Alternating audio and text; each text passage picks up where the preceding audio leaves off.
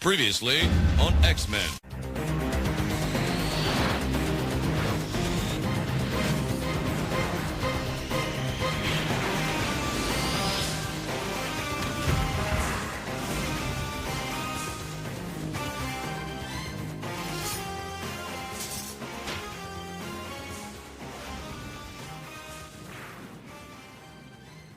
Welcome back to the world's most mutated podcast. That's right. It's Uncanny Treks covers the X-Men. I know you loved our Fall of X coverage. It definitely wasn't our second worst episode of all time. So you're back here for us previewing the From the Ashes X-Men books.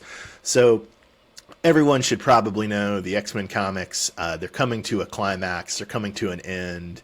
There's big things happening this summer as the Fall of X imprint comes to a close. Then we're having a relaunch because it's X-Men, it's superhero comic books, it's Big Two comic books. You always need a relaunch. The relaunch right now is entitled From the Ashes.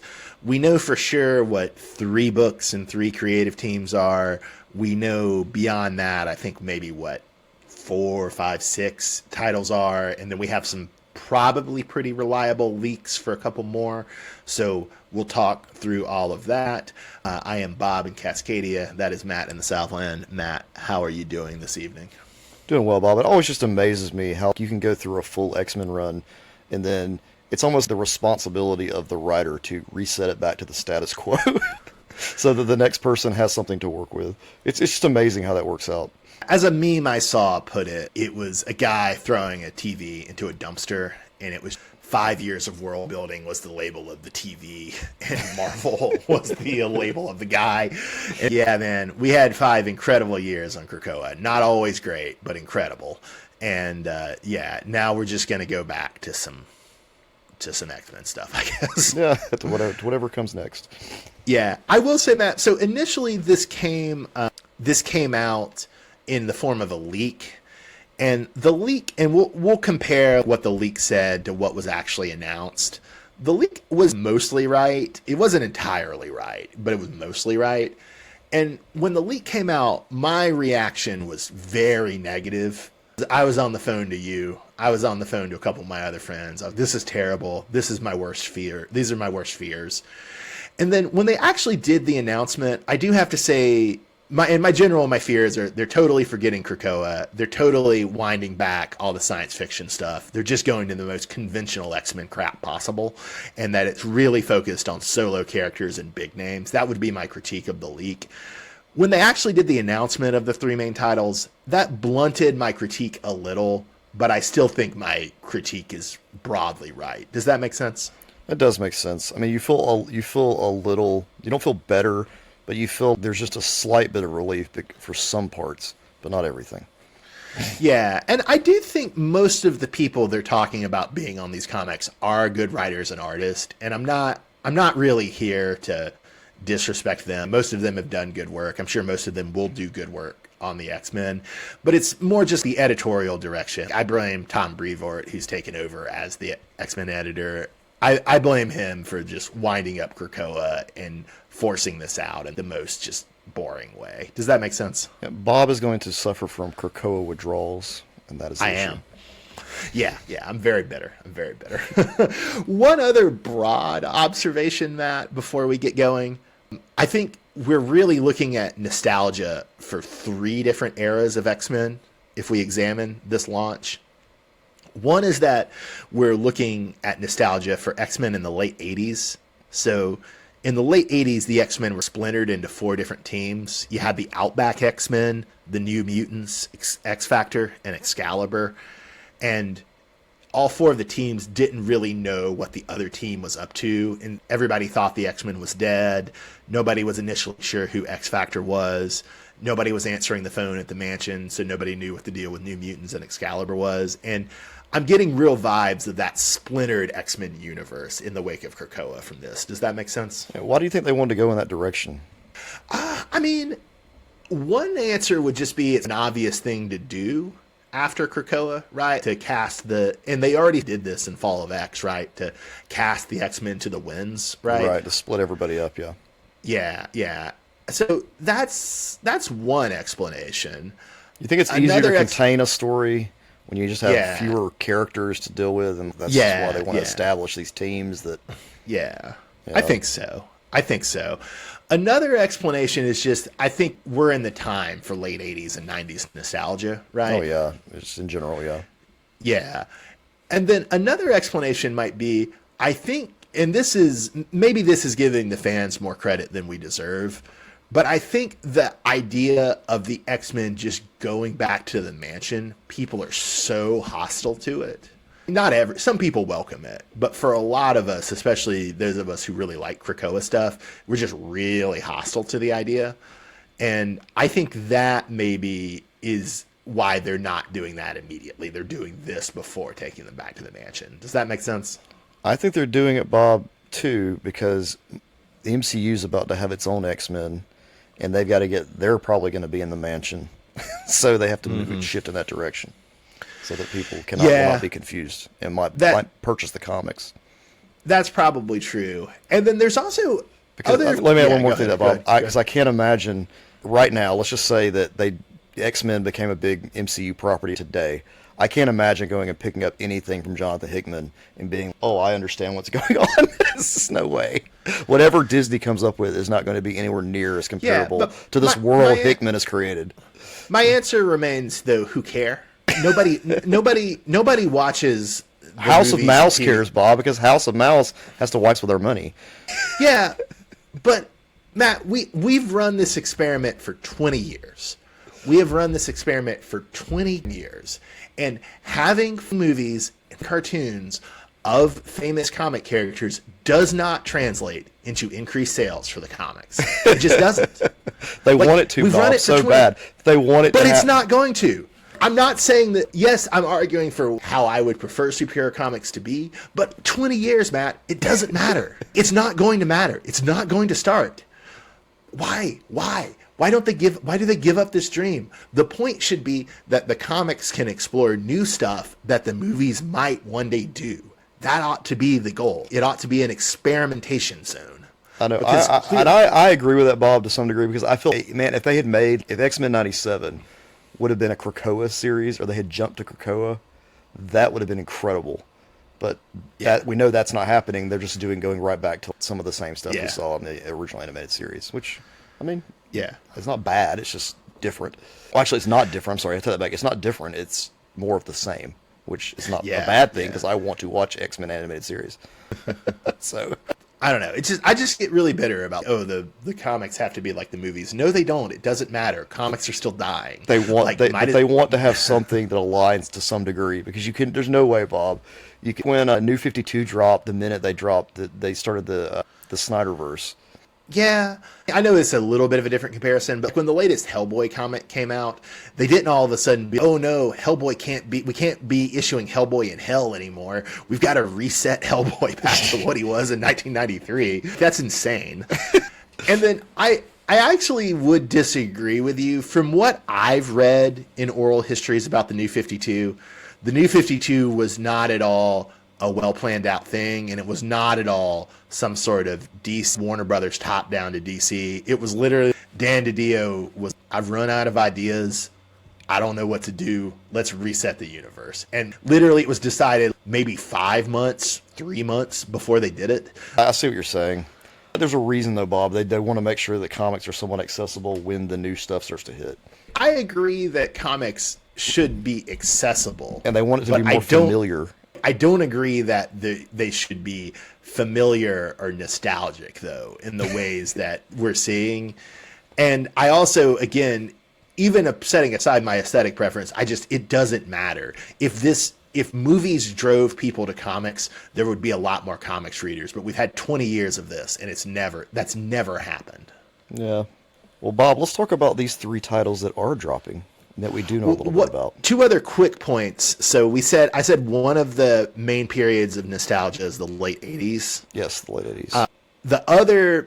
One of the other periods of nostalgia is the 90s, which you can just definitely see in the font for the books. If you look at the logos, if you look at the fonts of the titles, it's very, very 90s. And then weirdly, the other period is the early 2000s, and I'll talk about that a little more specifically. The late Morrison and early post-Morrison era of X-Men. Okay. And we'll talk about that specifically with a couple of books when we get to them. Does that make sense? That does make sense, Bob. And then the one or two other general points. Do you remember the teaser that said, "Who are the new X-Men?" and the new X-Men was an Age of Apocalypse font? Yes, I do remember that. Yeah, so what did that have to do with anything is a big question, right? Was that a plan that they then abandoned? Nostalgia. Or is this going, yeah, I mean, was it a plan they abandoned? Was it just, oh, we're just going to use this font? Or are we still going to build to something more like that? Because many people have noted that this feels very transitional, right? These books all feel they're only going to be around for 6 months to a year, right. And then there's going to be another relaunch. And right, probably so, around the time yeah. that X-Men movies start dropping. Well, X-Men movies aren't going to drop for years, Matt. No, Bob. Okay, Wolverine's going to be in the Deadpool movie this year, and then that's going to open up a whole new alley for them to start dropping mutants and stuff. If they keep the schedule at all like it is currently, there's not going to be X-Men movies for years, except for that Deadpool Wolverine movie. Yeah, but you're still going to see mutants, Bob, all over the place. Trust me, X-Men's about to hit it big, Bob. I see it coming. No. X-Men and Crypto are the future, Bob. No, well, yeah. See, you just refuted yourself. I know. Yeah. No, man. We know. Look, this could change, especially with them firing Jonathan Majors. But we know what the movies are through 2027 at this point, right? But yeah, basically, unless they drop some special movies, Bob, that we don't know about, some surprise films. I don't think they're going to do that. Have they ever done that? I don't think they're capable of doing that. Oh, it's possible, Bob. You never know. They can drop a surprise movie in there. Guess what? Wolverine 2025, starring Hugh Jackman. We've got one Dazzler 2027, starring Taylor Swift. No, we've got one movie in 2024, yeah. And then we've got 4 movies on the books for 2025. Yeah. Yeah, so they're not going to add a 5th movie. That's already too much, especially when they're really hitting superhero fatigue recently. Yeah, but they're not adding more. But like you said, this is a transition to get them back in the mansion. So by the time they're back in the mansion, the movies will be dropped. Definitely, the absolute soonest we're gonna see an X-Men movie is 2026. The absolute yeah, and soonest. that's perfect. And I don't believe that. I don't think that's going to happen. That's enough time for them to be settled in the mansion doing their regular X-Men. That's enough time for them to go through 3 more status quo changes. It is X-Men. Yes, you're right. Well, because they could cancel the Avengers movies, right? But I think they're still I assume they're still going to try to do Avengers 5 2026, Avengers 6 2027. I think the Avengers 3 and 4, I think they want those movies to be a little bit more on their own so they get a little more hype. Bob, I saw how well that Batman versus Superman did. So they're going to do Avengers v X-Men in 2026. I don't think that's where they're going. It could happen. You never know, Bob. I wouldn't pay to see that, though. I don't think that would be that great. I don't know. Again, obviously, they're going to keep doing crappy little mutants and crappy little references in the MCU. They've done in Miss Marvel. They've done in Doctor Strange, too. But I have to push back on no. We're years away from an X-Men film. All right, Bob. I'm telling you, we're going to be in 2026 podcasting about the X-Men movie. Oh, no, we're not going to be. You'll be podcasting about it. I'm not going to. You're not going to watch it? You're going to watch it. You're gonna watch live action X-Men. I don't care. I'm not gonna watch any of this crap. I'm not gonna watch Deadpool 3. I'm not gonna watch Captain America 4. The Thunderbolts. No, I'm not gonna watch the Thunderbolts. Blade. Where's Wesley Snipes? Where's Wesley Snipes, Matt?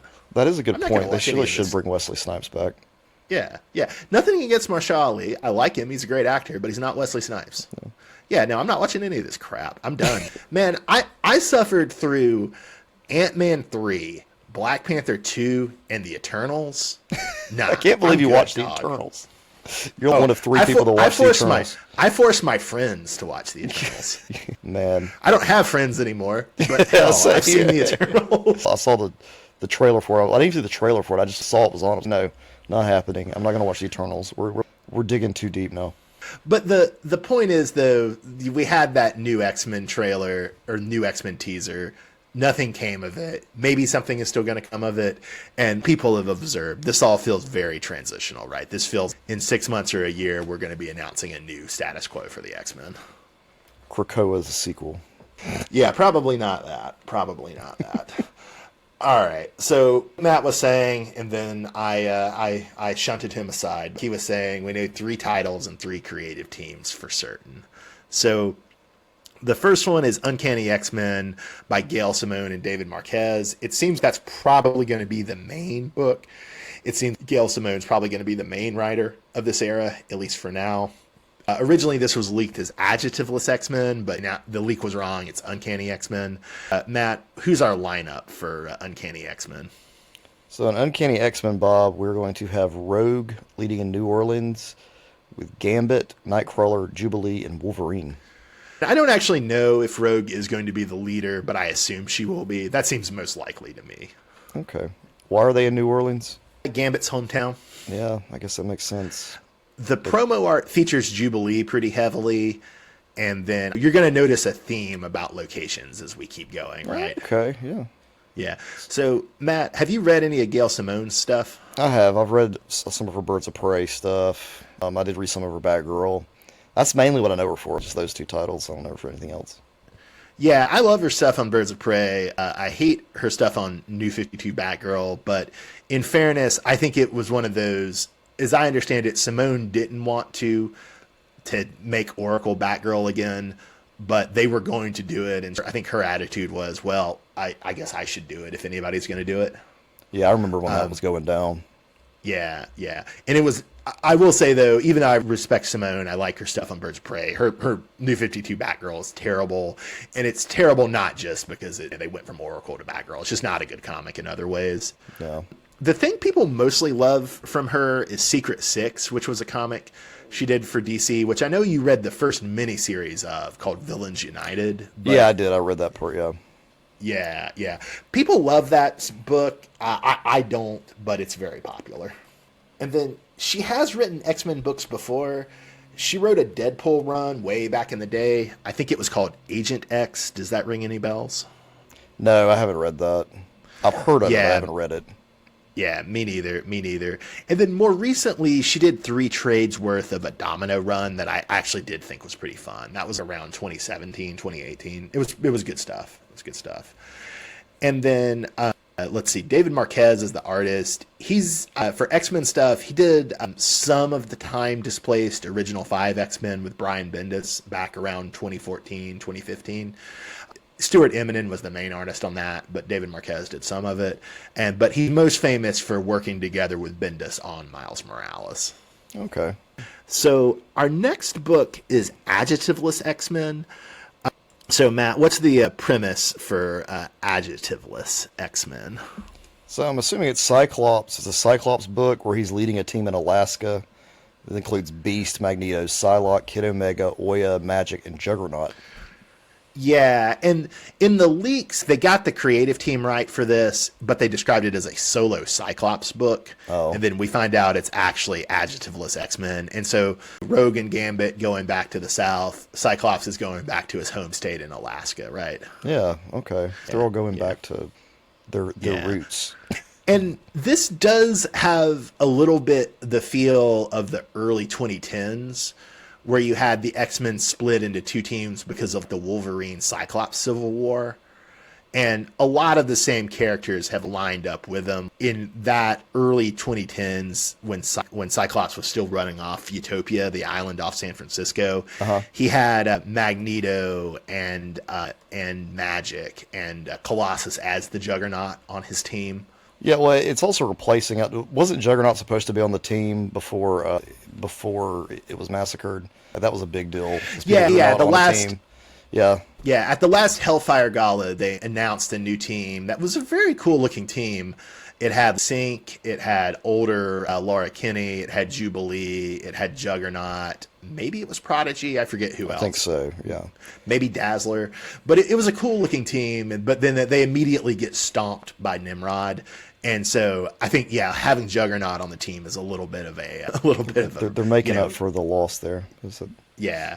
Although sadly, we're not seeing Sync or older Laura anywhere, so I'm a little annoyed at that. So Matt, do you remember who Oya is? I don't know. Okay, she's a Nigerian mutant, and she was a big part of Matt Fraction, Kieran Gillen, and Jason Aaron's runs in the early and mid 2010s. Lately, she's been in the Sabretooth comics, which I have read, but I do not remember them at all, so I could not tell you what she's up to in the Tooth comics. Many people love them. Old Bob did not love them. Is this a Sabretooth war? Maybe her here will be fallout from Sabretooth War. Although the Sabretooth comics had a lot of supporting characters in them that I don't think made the jump to the Sabretooth War in Wolverine. So I don't know how connected that actually is. To say a little bit about the creative team, Jed Mackey's the writer of Adjectiveless X-Men. He's done some really good work recently. I really like most of his Black Cat and Moon Knight runs. They're very fun. And then I haven't read his Doctor Strange run, but I've heard very good things about it. Well, Bob, there's one more title, right? Well, no. Then the artist is Ryan Stegman. He did some work with Donny Cates on Venom a few years back. Okay. Well, Bob, there's one more title we know for sure about, right?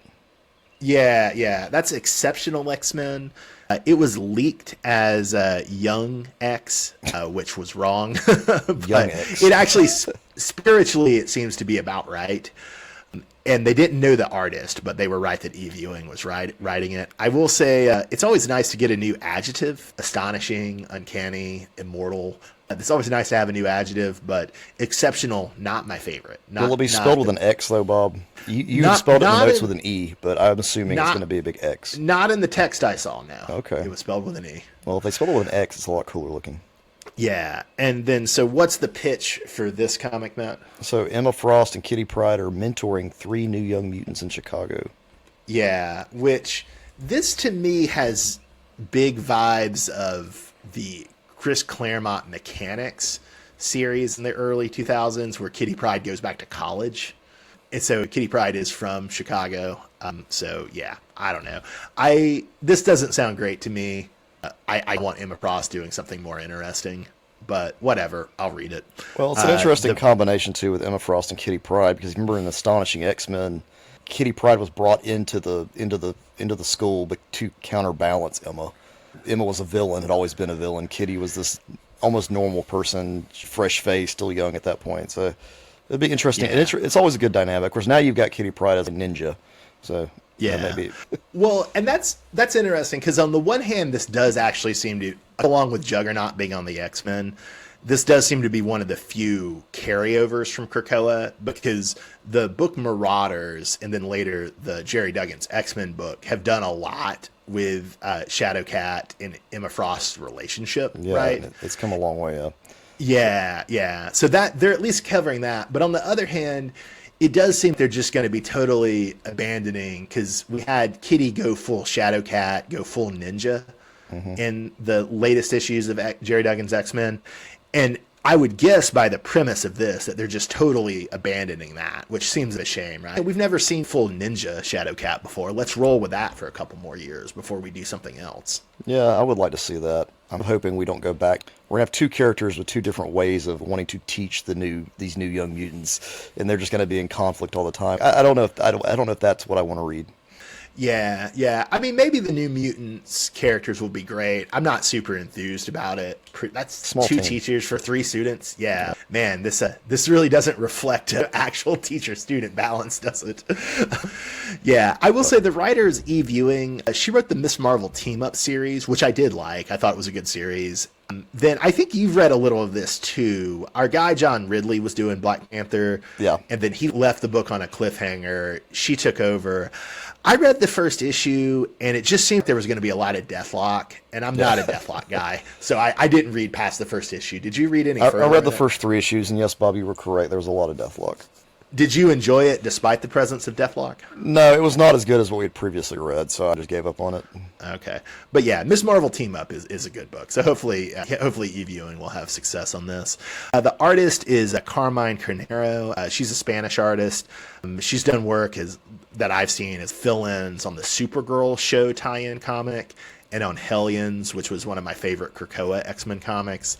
Lately, she seems she's been doing a lot of work on Captain America and Spider-Man. So maybe she's been on that Zeb Wells Spider-Man you've been reading. Yeah, I think so. All right, Bob. All right. So I know there's more than just these 3 titles. These are the ones that have been leaked, right, or released. Well, those are the 3 that were announced in Austin, So and we know the creative teams. Yeah. So those are solidified. Those are happening. Yeah, those are happening. And then the next 6 we're going to talk about, we know are happening. They were also announced in Austin, but we don't know the creative teams or the premises at all. Okay. So we know there's going to be an X Factor and an X Force book, and both have very 90s logos, I mentioned before. We don't know anything more than that.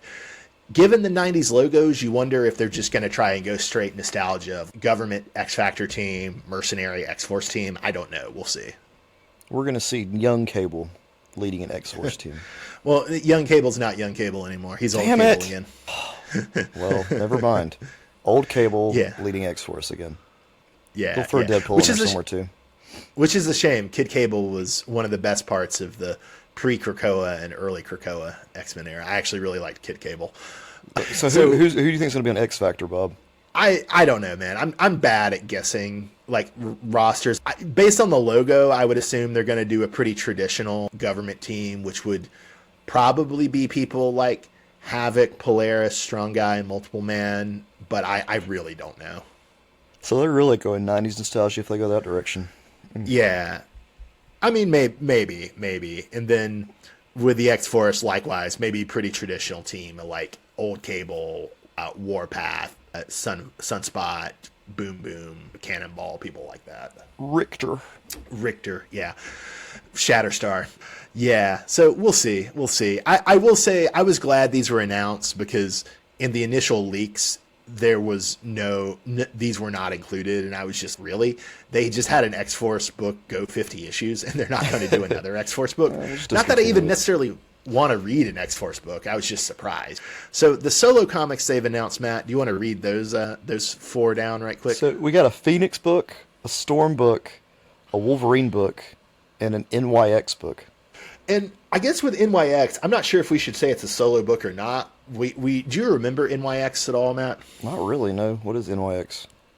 So NYX was one of these early aughts books that was launched, I think, at about the end of Morrison or right after Morrison. And now in Morrison, you have District X in New York City. Yeah.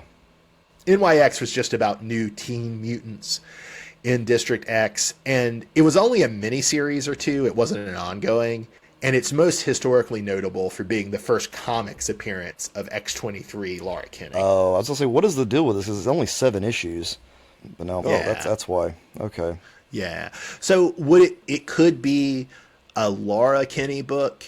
It could be a team book. It could be some other character solo book. It really no way to know. But and there is a tradition of sometimes they reuse X-Men titles and they have nothing to do with the prior iteration, right? In Krakoa, they had a Hellions book, and that had nothing to do with Emma Frost's Hellions. They had a Fallen Angels book. That was an 80s spinoff of New Mutants, and the new Fallen Angels book had nothing to do with the old Fallen Angels book. So the NYX could literally be a revival of the early aughts miniseries, or it could be something totally, totally different. We don't know. I will say another thing I was a little vindicated about when the leak happened, I was very surprised that there was no Storm and no Iceman book. And especially after our conversation about the Iceman miniseries in our fall. Oh, yeah, that was surprising because it seemed to do really well. Yeah. But we do have a Storm book in the official announcement here.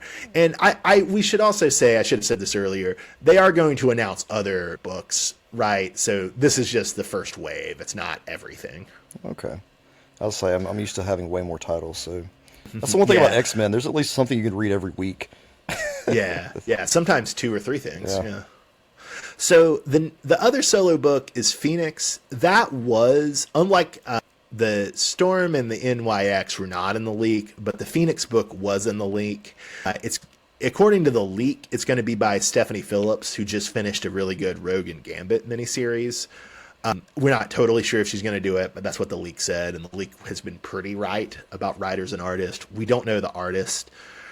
I was thinking that it would be really, really funny if this was not a book about Jean Grey, if it was a book about Rachel Summers or Quentin Quire or Echo. It's totally going to be about Jean Grey, though, Bob. Yeah, after it's going to be everything's about gone through. Jean, yeah. Especially with X-Men 97 and all this. And especially with her notable absence from the 3 X-Men books, right? It's going to be about Jean Grey.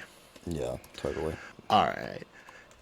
Then the Wolverine book, according to the leak, a Wolverine book is happening. According to the leak, it's going to be by Saladin Ahmed, who wrote a great Black Bolt comic and a pretty good Miss Marvel comic, and Greg Capullo, who, Matt, you know Greg Capullo, right? Yeah, he actually did the Dark Knights metal and Dark Knights death metal stuff. Oh God! He did Spawn and he did Scott Snyder Batman. Why you gotta poison it by talking about metal and death metal? I want to make you feel bad. You succeeded, sir. Yeah, no, you succeeded. he did do Spawn. Yeah, that's the big one. Yeah.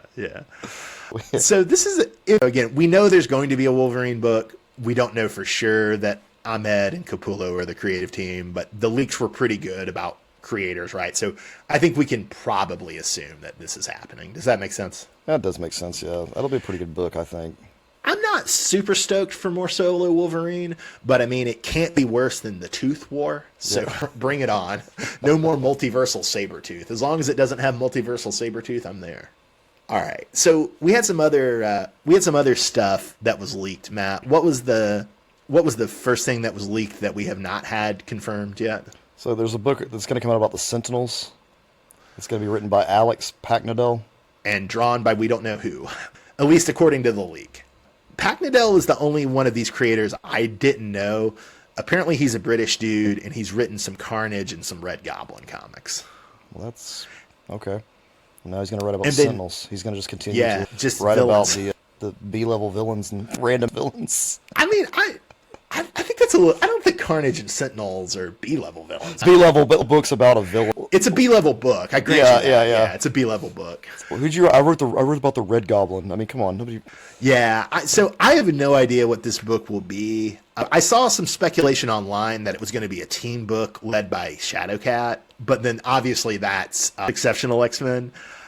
I don't know what this could be. I could see it being a teen book just with the name Sentinels, or I could see it being a comic about Sentinels. If it is a comic about Sentinels, it's really weird that we're coming out of one of the darkest, most powerful eras for Sentinels, and then we're having a Sentinel book. That does seem weird, doesn't it? It really does. What if the Sentinels gain sentience, and there's a couple of Sentinels that have adventures, and it's a Sentinel team? Well, you absolutely nailed it. I didn't think about it at all, but this comic is definitely going to be some sort of commentary on AI. You nailed it. You saw what they were doing. Yeah, that's why they're doing it now. Yeah. I will say, do you remember the solo comic Sentinel from the early 2000s? I never actually read it. No, I don't remember that. It was basically about a dude, as I understood it, who found and refurbished a Sentinel. And basically it was an Iron Giant knockoff, but with a Sentinel. Oh, that guy, he's in Morrison's run. Part of it. His name is Tyler. Okay, sure. Or Taylor or something. He's in the future. That Sentinel actually makes an appearance there. Oh, okay. Yeah. Okay. And I only know because I just recently read. Yeah. I didn't remember that, and I'm sure you're right. I just didn't remember it. I never read the Sentinel comic unless there's a second, there's legit a second comic where someone does that, which is no. You're I'm sure you're talking about the right guy. It's that Morrison era. Yeah. So this could maybe have some connection to that, but we've said with X-Men comics, sometimes when they reuse titles, they're revivals, and sometimes they have nothing to do with the original premise, and they're just trying to maintain the trademark. Yeah. Bob, what about this Mystique leak? Yeah. This would be the first Mystique comic since the early 2000s, which that wasn't a very good comic, so this could easily be better.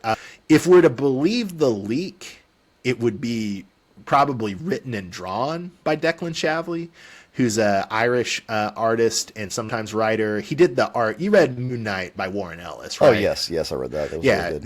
He's the artist on that. Okay. And he's done some really good crime stuff too. Like he did a crime graphic novel called Savage Town that's set in Ireland that I really liked. So not what I would prefer to see from him. I mean, I like Mystique, but I just prefer him doing crime stuff. But I'm happy if he's writing and drawing this. I'm happy to support that. And yeah, surely it'll be better than the Brian Vaughan Mystique series from the early 21st century. That wouldn't be hard. Yeah, all I can remember from Brian K. Vaughan is that I read all the Last Man on Earth. Yeah, that was a good series. His time. work on this For its time. Oh, are you one of the people who thinks it's dated now? If I went back and reread it, I probably would notice some things that I wouldn't be as okay. I was okay with now as an adult reading it. Man, yeah, a lot of people have to turn on that comic. I haven't read it since about when. Well, that's one of the reasons I haven't gone back to reread it because I have fond memories, but I remember enjoying it. But then when the actual television series released and they started opening up more things about it, maybe I don't need to go back and redo it. People did hate that show. I can never tell, were they negatively responding to the premise or were they just negatively responding to the poor quality of the show? It's got to be the poor quality because that show went nowhere. I mean, you remember I collected every single volume of that thing, but I still had absolutely zero interest in watching the show. Well, that's a common thing for me, right? I liked Garth Ennis's The Boys series pretty well, but I still just have no interest in seeing a TV show of it. And to me too, I'm good with a season of a show like that, but then when they go on and make 3 or 4 seasons, it's like I don't really want to, because it usually the first season is almost a direct recreation of the first volume of whatever it is. Usually they just take most of the pieces from the first volume of something and put it in their own spin on it. But then they go into second and third seasons and they just start doing their own thing that had nothing to do with anything. And then some of it's horribly written. You can't really adapt a 60-issue series very well to TV, right? Yeah. So you have to go in other directions, but those other directions tend to be less interesting. Yeah. It's a dilemma. All right, so we've got Uncanny X-Men, Adjectiveless X-Men, and Exceptional X-Men for sure. We've got X-Factor, X-Force for sure. We've got Phoenix, Storm, NYX, and Wolverine for sure. Then we've got maybe Sentinels, maybe Mystique. Any other final thoughts on the From the Ashes X-Men books, Matt? I mean, I think I'm good with this, but are we just to? I think this is a good place to put this here. How do you think Krakoa is going to end, Bob? Are we just going to shoot Myra and it be over with? Oh man, that certainly seemed where they're going, but because it seemed where they're going, I don't think it's what they're going to do. Yeah, I keep thinking we're just going to be the end of it right there. Just boom, Myra's dead, and then we're going to have a whole new team, new setup, and everything. I haven't been super impressed by the Kieran Gillen, Jerry Duggan miniseries so far. I've been keeping up with them, and I'm not I don't think they're bad. I just haven't been super impressed with them. But I can also see that they're comics that would probably read a lot better if you read them all at once, which I will do when they're done, as opposed to week to week, right? Right. So, yeah, I don't know. I'm not sure if we're going to get a good ending to Krakoa or not. I do have some faith in Kieran Gillen, and I've got some faith in Duggan, although not as much faith in Duggan as I do in Gillen. All right, Bob. All right. Well, that's been Uncanny Treks Does From the Ashes, the X-Men relaunch. I'm Bob in Cascadia. That's Matt in the Southland. Thank you for listening.